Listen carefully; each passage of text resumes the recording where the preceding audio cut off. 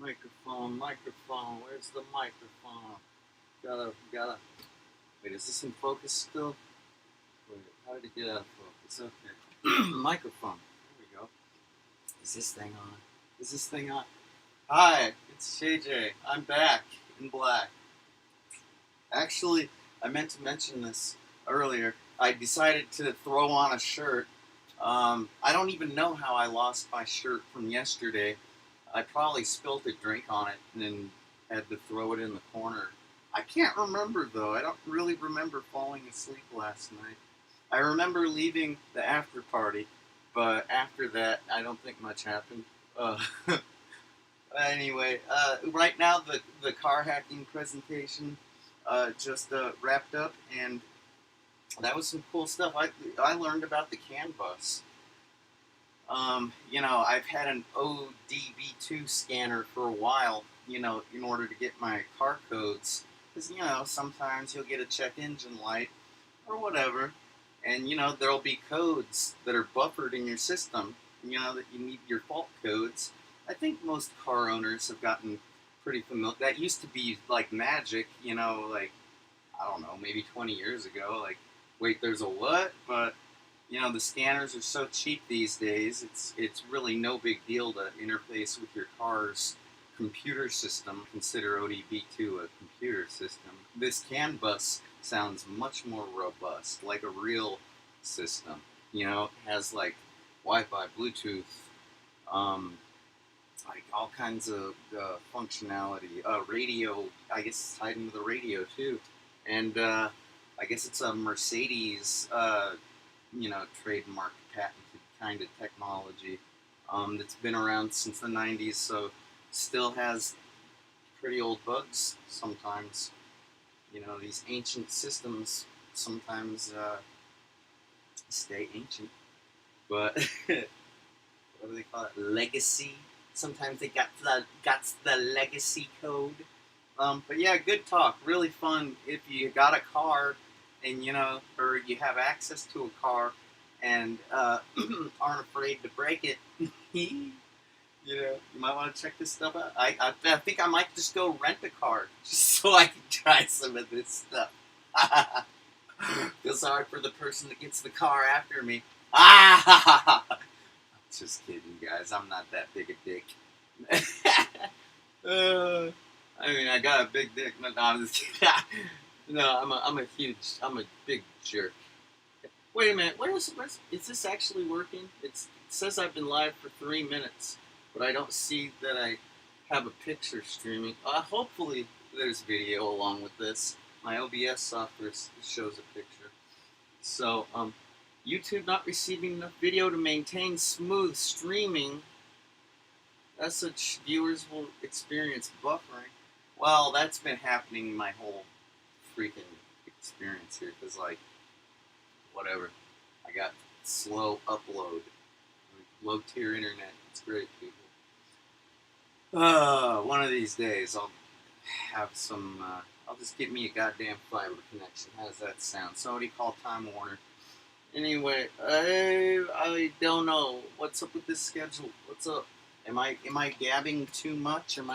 It just became 12:30, so something probably just started, huh? Or really? We don't? The full purple juice? Not the watered down stuff? What on earth? That doesn't start until 1 o'clock? Do I really have a whole half? It makes sense that they'd give me a half-hour break. It's noon. It's time for lunch.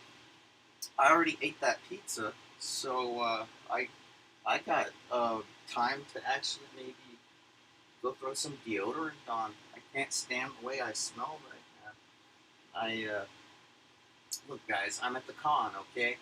Like, there's a schedule. I don't have time for self-maintenance always. That's just the way it goes. And I'm feeling pretty good. I don't think I need these sunglasses anymore. The light does not hurt my eyes anymore. This is good. Very good. I'm feeling great, guys. Oh my God. This is like, the world is a wonderful place. Life is great. Like, I think I must have, like, a full capacity of dopamine in my head or something. Or whatever endorphin, I don't know, whatever it is that makes me like happy and feel well balanced and not depressed. Because not that I'm the type of guy too busy for depression, but I think Baby Yoda was joking around about how this car hacking stuff can be a little frustrating because it can be time consuming, and joked around about like getting a therapist or like binge eating or like, you know, comfort food. That's what they call it. I couldn't remember that term earlier. Comfort food. It's like, oh yeah, that is always an option, huh? It's like what's comfort food for most people is just kind of like my basic diet, really. I mean, I eat salads and vegetables and all that important stuff, but it's not uncommon for me to also have a bunch of M&M, Skittles, um, freaking little marshmallow peeps, s'mores, just basically Oreos, Chips Ahoy, stuff with no nutritional value whatsoever. Actually, they say that that stuff has no nutritional value whatsoever. But you know, the human brain does need things in order to operate. You know, like sugar, glucose is a very necessary element. If you're doing a lot of brain work, you know, like math or something that actually requires thinking and steps and procedures, you burn through a lot of glucose. So sugar is much more important than people give it credit for. Um, Surprisingly, you know, people take a lot of things for granted. I don't know, like me, I'm a punk rocker, and you know, most people think we're troublemakers, but actually we're free thinkers, and we're not afraid to change things up and get crazy. So we're a lot more useful than you think.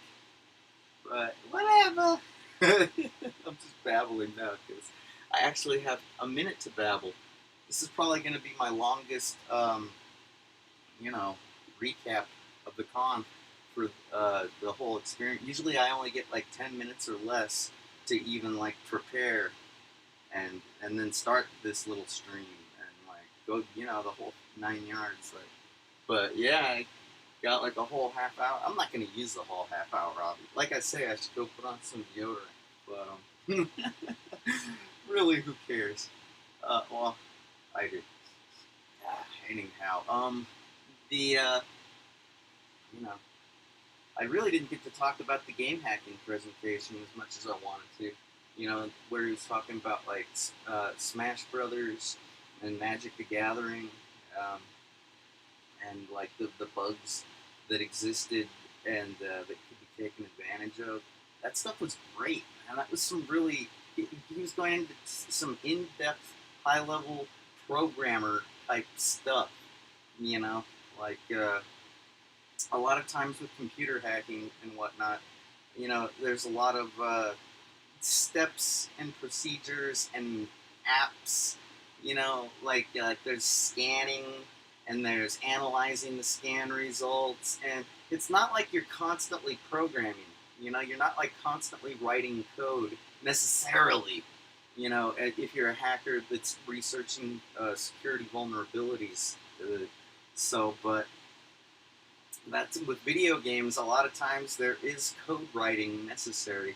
That's one of the great reasons to become a video game hacker, is, you know, to get more into your programmer side. Because, you know, like I say, we can't always be in programmer mode. It really is a different kind of mode, a different way of thinking. Back when I had a developer job and I had to program Monday through Friday every day, and I was in programmer mode every day. Oh, wow, guys. That is a great way to get burnt out as a human being. Because it is, you've got to really, you can't fuck up, man. You got to get 8 hours of sleep at night, you know? You got to eat right. And you got to have fun. Because if you're an angry programmer, you're going to write angry code. And that's never a good thing. Angry code's full of bugs. You gotta write happy code. A happy coder puts lots of comments in because they're happy to talk about their code, and they'll type a few extra lines to scan for input validation because they're happy and proud of their work, an angry coder just rushes through the whole thing like, fuck this code. Oh, you guys. Alright, so the next presentation is going to be on... I have no idea. It says something about the purple drink. Excuse me? We're not talking about purple drink this year, are we? What the hell? Not really, not literally, right? The full purple juice, not the watered down stuff with Jorge or Achilles and Bryson Ford. I guess something to figure out what that is, because so. Alright, I think that's about enough from me. So, see you soon.